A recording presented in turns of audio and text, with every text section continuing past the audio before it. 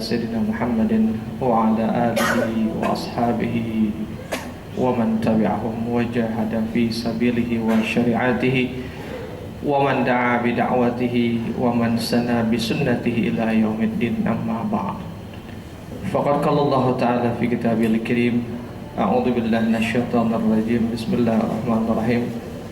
يا أيها الذين آمنوا اتقوا الله حق تقاته ولا تموتن إلا وأنتم مسلمون. وقال أيضا: كنتم خير أمة أخرجت للناس تأمرون بالمعروف وتنحون عن المنكر وتؤمنون بالله. صدق الله العظيم وصدق رسول النبي الكريم.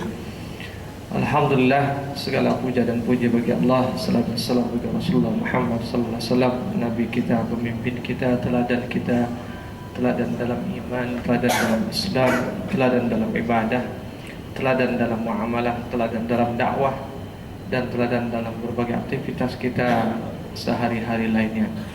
Dan tak lupa kita sampaikan salam untuk keluarganya, sahabatnya, para tabi'in, para tabi'ut tabi'in, dan kaum muslimin seluruhnya yang tetap istiqamah hingga hari kiamat nanti, dan mudah-mudahan Allah jadikan kita satu di antaranya. Amin ya Rabbal alamin. Kita awali dengan lafaz basmalah. Bismillahirrahmanirrahim. Alhamdulillah, pada hari ini kita kembali bertemu dalam taklim kita.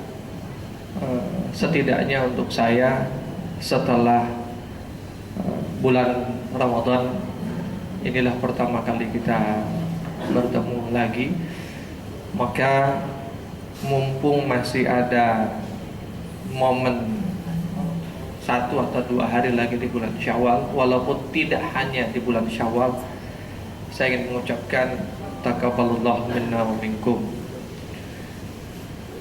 Taqabbal ya karim, kullu aam wa antum bikhair. Semoga Allah menerima semua amal-amal kita, tentu amal saleh kita yang kita kerjakan dan kita lakukan selama bulan Ramadan, dan mudah-mudahan begitu pula Allah akan menjadikan amal-amal kita tersebut menjadi amal-amal yang berkesinambungan, dan mudah-mudahan Allah jadikan kita orang-orang yang kembali dalam kondisi semula, yaitu kondisi berbuka atau makan setelah Ramadan kita berpuasa, maupun kembali dalam kondisi yang lebih baik. Dan semoga kita menjadi orang-orang yang menang, insyaallah, menang dalam berbagai sudut pandangnya. Bapak Ibu yang dimuliakan Allah Subhanahu wa taala, pada kesempatan hari ini saya ingin menyampaikan tema yang tadi disampaikan oleh moderator, judulnya memelihara atau menjaga harapan.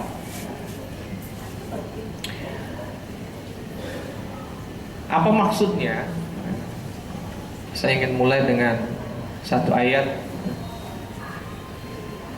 Ketika Allah katakan di dalam ayat itu, A'udzu billahi minasyaitonir rajim, wa dzkurisma rabbika wa tabattal ilaihi tabtila, kata Allah.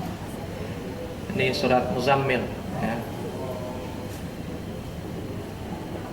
Allah katakan kepada kita, wa dzkurisma rabbik, ya. Dan zikirlah, ya kan?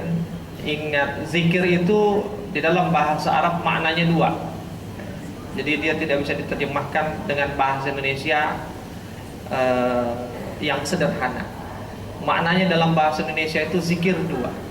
Yang pertama, zikir itu dia ingat, dan zikir itu dia menyebut. Jadi bukan zikir kalau cuma ingat tapi tidak menyebut, dan bukan zikir kalau menyebut doang tapi dia tidak ingat. Seperti itu. Jadi zikir itu dia ingat dan dia pun menyebut. Allah katakan, wazkurisma rabbik, dan ingatlah dan sebutlah, ya kan, Tuhanmu, Rabbmu, penciptamu, ya kan, wa tabattal ilaihi tabtila, dan beribadahlah kalian kepadanya tabtila, wa tabattal ilaihi, beribadahlah kalian kepadanya tabtila, dengan penuh tabatul, ketekunan. Bapak Ibu yang dimuliakan Allah Subhanahu wa taala, Allah mengatakan kepada kita untuk selalu mengingat dan menyebutnya. Mengingat dan menyebutnya dengan cara Allah kasih tunjuk langsung caranya, yaitu dengan tabattal ilaihi tabtila, dengan beribadah kepadanya secara tekun. Tekun kita tidak perlu definisikan lah. Tekun dalam bahasa Indonesia itu gampangnya yaitu terus menerus, rutin dilakukan. Hari ini dilakukan, besok dilakukan, lusa dilakukan, 3 hari, 4 hari, 1 bulan, 1 tahun, dan hingga mati terus dilakukan. Itu kata Allah Subhanahu wa taala, cara mengingat dan menyebut Allah dengan beribadah kepadanya secara tekun. Bapak Ibu dimuliakan Allah Subhanahu wa taala, Ramadan, saya mulai dengan Ramadan. Ramadan kita sangat tekun. Ya, betul ya. Kita sangat tekun. Bahkan over tekun. Kenapa saya katakan over tekun? Banyak hal-hal yang tidak bisa kita lakukan di bulan lain, tapi kita bisa lakukan di bulan itu. Sampai ada seorang teman, dia punya target khatam beberapa kali. Di hari terakhir bulan Ramadan, targetnya itu kurang 8 juz lagi. Jam 11 siang hingga pukul 6. Jadi jam 11, dari jam 11 siang hingga pukul 6, hingga maghrib, 5 menit sebelum maghrib, dia kejar sisa yang 8 juz itu. Dia hanya beristirahat sholat zuhur dan asar, dan beristirahat sejenak jika dia keletihan, 3 menit atau 5 menit istirahat sejenak, mulai lagi. 8 jam dalam waktu 6 jam lebih sedikit. Bukan 6 jamnya yang dilihat, ya 6 jamnya juga dilihat, tapi bukan itu yang istimewa. Tapi non-stop dari pukul 11 hingga pukul 6, itu yang lebih istimewa lagi. Bapak Ibu yang dimuliakan Allah Subhanahu wa taala. Ya kalau ditanya apakah bisa dilakukan di luar bulan Ramadan? Mungkin sulit untuk menjawab bisa. Di bulan Ramadan kita begitu tekunnya dalam berbagai aktivitas ibadah kita. Tapi mari kita tanya setelah bulan Ramadan ini. Mumpung masih tetanggaan bulan Syawal dengan bulan Ramadan, kita belum nyebrang ke bulan berikutnya. Jika kita mau lihat sejenak, ayat tentang Ramadan itu ada berapa ayat?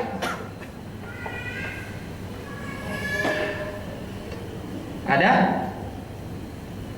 5. Al-Baqarah 183 sampai 187. Isinya tentang apa? Udah nggak usah bahas lagi, udah lewat Ramadannya gitu. Kalau ditanya isinya tentang apa, saya yakin semua tahu. 183 tentang perintah wajibnya puasa, 184 tentang jika dalam keadaan sakit dan dalam perjalanan kewajiban untuk mengqadha puasa Ramadan. 185 bicara tentang turunnya Al-Quran, sehingga ibadah membaca Quran menjadi keistimewaan di bulan Ramadan. 186 Allah bicara tentang doa, sehingga doa itu menjadi bagian dari keutamaan di bulan Ramadan. 187 bicara tentang muamalah, khususnya antara suami dengan istri. Uhilla lakum lailatas siyamir rafasu ila nisaikum, dan seterusnya. Tapi bukan itu yang itu penting, ada yang lebih penting daripada itu. Dan ini yang jarang diperhatikan, bukan tidak, tapi jarang diperhatikan. Saya tidak tahu saya pernah sampaikan di sini atau belum, tapi kalau kita bicara tentang tafsir, ketika melihat tafsir Quran, maka di antara yang harus diperhatikan dalam setiap ayat dalam tafsir itu adalah bukan hanya isi dari ayat itu bicara tentang apa dan kemudian menafsirkannya, tapi juga bicara tentang apakah kalimat penutup dari ayat itu. Seperti itu. Dan ketika bicara kalimat penutup di dalam Al-Quran, Allah kadang menutup ayat itu dengan asma dan sifatnya. Allah kadang menutup ayat Quran itu dengan penegasan akan keras hukumannya. Allah kadang menutup dengan penegasan akan kenikmatan yang luar biasa dari balasan-balasan kebaikan darinya berupa surga dan pahala, dan masih banyak yang lainnya. Nah, satu diantaranya ketika Allah menutupnya dengan asma dan sifatnya, maka asma dan sifatnya itu akan menegaskan dari isi ayat di atasnya.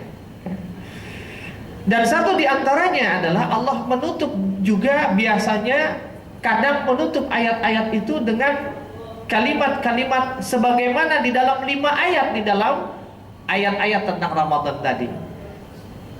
183 ditutup dengan kalimat apa? La'allakum tattaqun.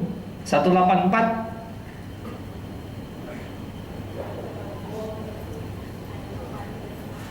in kuntum ta'lamun.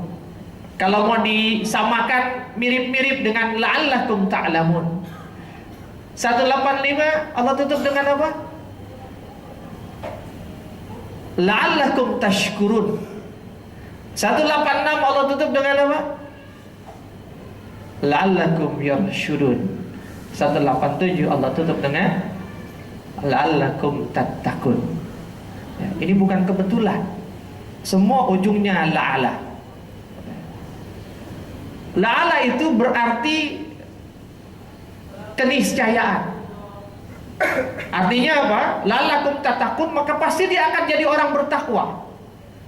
Jika dia melakukan apa yang diperintah di ayat itu, dia pasti akan jadi orang bersyukur. Dia pasti akan jadi orang yang selalu berada di dalam kebenaran dan seterusnya. Tapi kemudian la'ala sendiri di dalam bahasa Arab dia juga bermakna taraja, artinya pengharapan, ungkapan mengharap.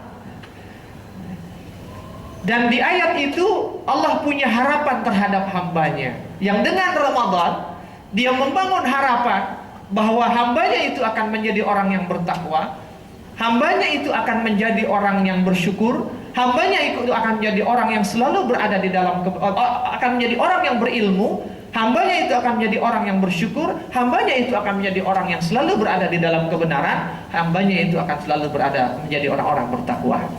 Bapak Ibu yang dimuliakan Allah Subhanahu wa taala. Ketika Allah membangun harapan di dalam ayat itu, maka itu pula harapan yang diharapkan oleh Allah yang juga kita membangunnya. Allah mengharapkan kita untuk membangun harapan yang sama di bulan Ramadan. Berharap agar kita menjadi orang yang bertakwa, menjadi orang yang berilmu, orang yang bersyukur, orang yang selalu berada di dalam kebenaran. Dan kita menunjukkan berupaya sedemikian rupa bahwa kita betul-betul berharap untuk menjadi seperti itu, dan kita buktikan harapan-harapan itu dengan aplikasi kita di dalam bulan Ramadan.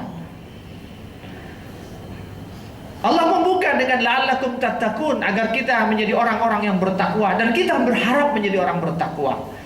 Bagaimana tidak jika definisi termudah dari takwa itu adalah mengerjakan apa yang diperintah dan menjauhi apa yang dilarang? Maka di bulan Ramadan kita selalu mendekati apa yang Allah perintah dan menjauhi apa yang Allah larang. Jika takwa itu didefinisikan sebagai pakaian iman, maka di bulan Ramadan kita betul-betul memperkuat iman kita dengan memperbanyak ibadah kita. Karena Rasulullah katakan iman itu bertambah seiring dengan ibadah yang dilakukan, dan iman itu berkurang seiring dengan kemaksiatan yang dilakukan. Kita berharap menjadi orang bertakwa, maka kemudian kita puasa, kita taraweh, kita tilawah Quran, kita sholat malam, kita zikir, kita wirid, dan segala macam. Karena apa? Ketika kita menjadi orang bertakwa, pada saat kita menjadi orang bertakwa itulah maka kita bisa berharap untuk yang lebih dari itu pada itu, yaitu menjadi orang-orang yang berilmu. Itu sebabnya di bulan Ramadan itu rajin sekali diadakan majelis-majelis ilmu. Karena semua orang ingin jadi orang yang berilmu di bulan Ramadan. Dan untuk mau hadir di dalam majelis ilmu dibutuhkan bekal awal yang namanya iman dan takwa. Jika tidak, sulit bagi dia menghadirkan dirinya, bahkan bukan hanya dirinya, menghadirkan hati dan pikirannya untuk mendengar, menerima yang baik, menyaring yang tidak baik, membuang yang buruk. Dan itu hanya bisa dilakukan oleh orang-orang yang beriman dan bertakwa. Jika tidak, terlepas dari ada motif lain gitu ya, yang mungkin uzur, orang begitu mudah meninggalkan majelis ilmu. Orang begitu mudah melakukan apapun untuk mengabaikan majelis ilmu. Hadir, tapi dirinya hadir, pikiran dan hatinya entah kemana.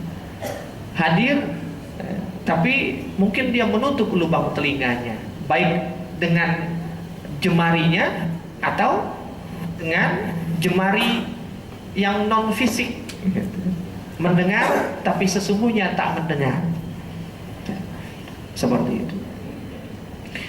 Nah, dengan ketika kita menjadi orang-orang yang berilmu, pada saat itulah kita bisa berharap menjadi orang-orang yang bersyukur setelah itu. Karena dengan ilmu itulah kita tahu apa itu syukur, apa itu kufur. Dengan ilmu itulah kita tahu bagaimana cara bersyukur. Dengan ilmu itu pula kita tahu seperti apa cara bersyukur. Dengan ilmu itu kita tahu sampai di mana batasan syukur. Sehingga tidak lagi ada orang yang mengatakan, saya berpakaian seperti ini karena mensyukuri nikmat yang Allah berikan. Allah berikan saya cantik, Allah berikan saya serba bagus, ya kan? Maka saya perlihatkan itu pada orang. Sampai pada bagian-bagian yang justru seharusnya ditutup, gitu, auratnya. Apakah itu bersyukur? Tentu tidak. Itulah syukur tanpa ilmu. Dengan ilmu itulah orang akan bisa bersyukur. Dan setelah dia bisa bersyukur, barulah kemudian dia setelah itu berharap selalu berada di dalam kebenaran. Yarsyudun. Karena orang-orang yang bersyukur itu adalah orang-orang yang sedikit, dan mereka itu adalah orang-orang yang selalu terjaga dan dijaga oleh Allah Subhanahu wa ta'ala. Jadi kalau udah dijaga sama Allah, nggak mungkin dia keluar dari jalan kebenaran. Dan kemudian Allah tutup lagi bingkainya, la'allakum tattaqun. Dibuka dengan takwa, ditutup dengan takwa. Nah, hadirin yang dimuliakan Allah Subhanahu wa ta'ala, itu harapan yang kita bangun di bulan Ramadan, yang kita tumbuhkan. Tapi kemudian pertanyaannya adalah bagaimana kita menjaga harapan itu untuk keseterusannya. Tetap selalu takwa, tetap selalu berilmu, tetap selalu syukur, tetap selalu dalam kebenaran sepanjang bulan yang lain hingga ketemu lagi di bulan Ramadan. Ya. Ramadan boleh pergi, tapi jangan perginya Ramadan berbarengan pada saat itu juga dengan perginya keimanan kita. Ramadan boleh berlalu, tapi jangan seiring dengan berlalunya Ramadan berlalu juga ketaatan kita. Ramadan boleh permisi dari hadapan kita, tapi jangan dengan seiring itu permisi juga ketekunan kita di dalam beribadah kepada Allah. Itu sebabnya kita tidak dituntut menjadi insan Ramadaniyah, tapi yang dituntut oleh Allah kita menjadi insan Rabbaniyah. Bukan jadi hamba manusianya Ramadan atau manusia Ramadan, tapi menjadi hamba Tuhan, menjadi manusia yang berketuhanan. Ramadan boleh pergi, Allah tak pernah pergi. Ramadan boleh hilang, Allah tak pernah hilang. Ramadan boleh berakhir, tapi Allah tak pernah berakhir. Itu satu. Yang kedua, berapa banyak orang ketika di akhir-akhir Ramadan menyiapkan begitu banyak bekal untuk pulang kampung, ya, baik ongkos maupun bawa-bawaan. Tidak sedikit yang punya ongkos tapi nggak punya uang lebih untuk beli oleh-oleh atau bawa-bawaan. Akhirnya batal. Karena apa? Nggak enak. Sampai di kampung masa kagak bawa apa-apa, cuma bawa badan doang. Apa kata orang nanti? Apa kata keluarga nanti? Tapi kemudian pertanyaan yang berikutnya adalah, sudahkah kemudian kita juga melakukan persiapan dan menyiapkan bekal yang sama? Effortnya, semangatnya seperti untuk pulang kampung, untuk mudik kita yang sesungguhnya. Kan kita akan pulang kampung juga suatu saat. Makanya minal a'idin. A'idin itu kembali artinya pulang kampung. Karena hakikatnya diri kita adalah ruh kita. Dan ruh itu kampung halamannya ada di langit sana. Kita akan pulang kampung. Tapi pernahkah kita akan pulang kampung ke langit itu? Punya persiapan seperti kita mau pulang kampung seperti di akhir Ramadan. Baru bicara seperti, padahal seharusnya lebih. Karena ayatnya wabtaghi fima atakallah. Kejar. Sementara untuk bicara dunia la tansa. Sekedar jangan lupa. Yang ketiga, ketika sampai di kampung, betapa bahagianya kita berkumpul dengan keluarga, dengan ayah, ibu, sanak, saudara, dan famili kita. Bahagia kan? Gembira kita. Tapi pernahkah kita berpikir, punya semangat untuk mengekalkan kebahagiaan dan kegembiraan itu? Artinya apa? Bahagianya bukan cuma di hari Id doang, ketemu keluarga, ngumpul sama-sama. Tapi punya semangat dan keinginan gimana kebahagiaan yang ngumpul bareng-bareng ini tetap terjaga dan kekal hingga sama-sama ngumpul di surganya nanti. Ya. Jadi bukan anak yang baik kalau cuma bahagianya saat kumpul di kampung ketemu ibunya, tapi tidak pernah bercita-cita, Bu, insya Allah saya akan bawa ibu kumpul bareng kita di surga. Begitu pula seorang ayah ke anaknya, ibu ke anaknya, suami ke istrinya, istri ke suaminya. Pernahkah kita punya keinginan mengekalkan pertemuan dan kebersamaan itu? Kita bukan hanya bicara diri kita, tapi kita juga bicara orang lain.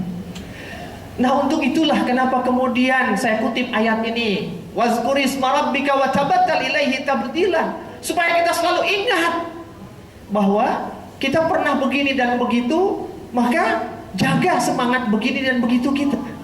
Kita pernah punya keinginan begini dan begitu, jaga keinginan begini dan begitunya. Kita pernah berharap begini dan begitu di bulan Ramadan, jaga harapan itu. Saya nggak tahu sudah pernah bahas ini atau belum. Sendi iman itu ada 3. Saya singkat saja. Sendi iman itu ada 3. Cinta, harapan, dan rasa takut. Itu kata Ibnu Qayyim al-Jauziyah. Sebagaimana persendian di tubuh kita, sendi iman itu membuat iman itu berdaya guna. Tangan ini tanpa persendian, tangan ini tak bisa diguna walaupun ada tangan. Jari ini hanya kaku begini dan tidak bisa digerakkan sama sekali. Tubuh ini tanpa persendiannya, tanpa persendian di leher, tanpa persendian di bahu, tanpa persendian di lutut, di telapak kaki, di pergelangan kaki, di pergelangan tangan, di pinggang, di tulang punggung, dan segala macam persendian yang ada di tubuh kita, tubuh ini tak ada gunanya. Begitu pula iman. Iman tanpa persendian pun iman itu menjadi tiada guna. Dan sendi iman itu ada cinta, ada harap, ada rasa takut. Cinta itu adalah segala-galanya. Cinta itu adalah sendi yang paling utama, buhul yang utama. Kalau mau dihitung, dia seperti tulang punggung bagi tubuh ini. Pusat syaraf ada di tulang punggung, pusat tegangnya tubuh ada di tulang punggung. Makanya kemudian kekuatan cinta menjadi gantungan kekuatan harapan. Ketika kita memiliki cinta, cinta itu dibangun atas sebuah harapan. Dan setiap orang pasti, kan, dan setiap orang yang mencintai pasti dia punya harapan dan punya rasa takut.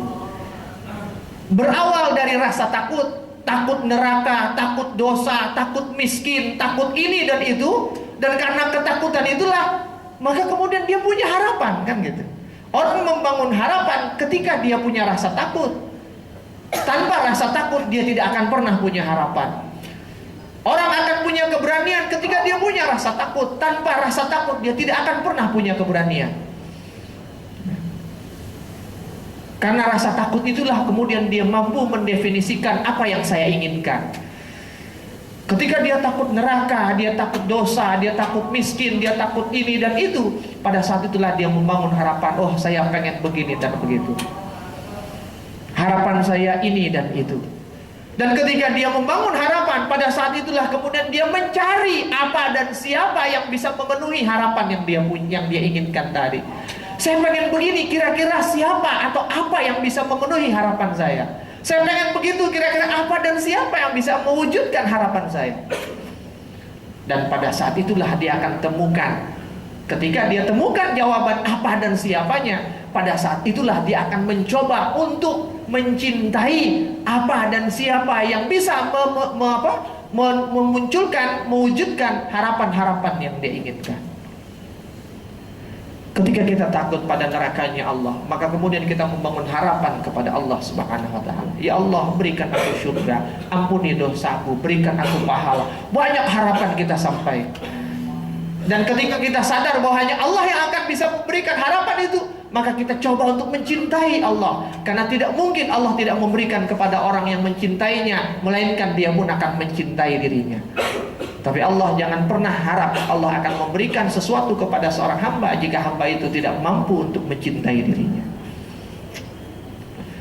Harapan merupakan sebab yang dengannya seorang hamba bisa memperoleh apa yang diharapkan dari Tuhannya, dari Rabb-nya.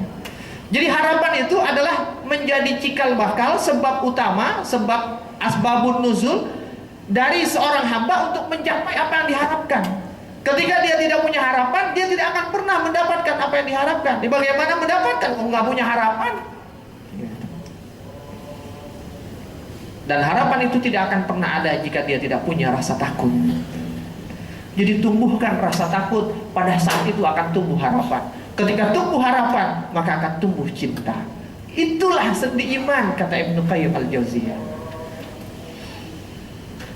Katakanlah, sesungguhnya aku ini manusia biasa seperti kamu yang diwahyukan kepadaku bahwa sesungguhnya Tuhan kamu itu adalah Tuhan yang Esa. Barang siapa berharap perjumpaan dengan Rabb-nya, maka hendaklah ia mengerjakan amal saleh dan janganlah mempersekutukan seorang pun dalam beribadah kepada Rabb-nya.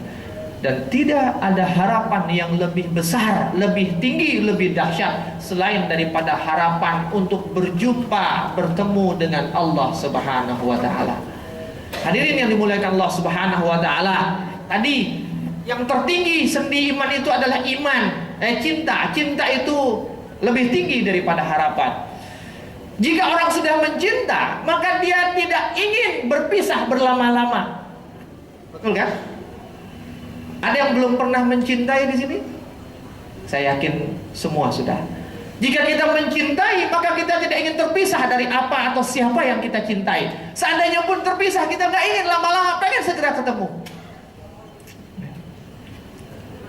Makanya kemudian sebesar-besar harapan itu adalah harapan bertemu dengan yang dicintainya. Dan dia tidak akan betah berlama-lama terpisah darinya. Dan untuk bicara berjumpa dengan Allah, jika Allah yang kita cintai, ada dua perjumpaan dengan Allah. Perjumpaan sesungguhnya di akhirat nanti, di surganya setelah kita mati. Dan perjumpaan kita dengan Allah di saat kita beribadah, dalam ibadah-ibadah kita kepada Allah Subhanahu wa ta'ala. Sesungguhnya itu adalah meeting kita dengan Allah Subhanahu wa ta'ala. Maka kemudian orang yang mencintai, dia selalu menunggu-nunggu waktunya dia berjumpa. Artinya apa? Dia tidak takut mati, karena seiring dengan kematian semakin cepat dia akan berjumpa dengan Tuhannya. Dan dia tidak akan pernah melambatkan, menunda-nunda waktu berjumpa dalam ibadah-ibadahnya. Begitu waktu azan dia datang, dia langsung kerjakan. Dan orang yang mencinta itu senang berlama-lama untuk berjumpa. Kalau sudah beribadah, nggak pengen cepat selesai.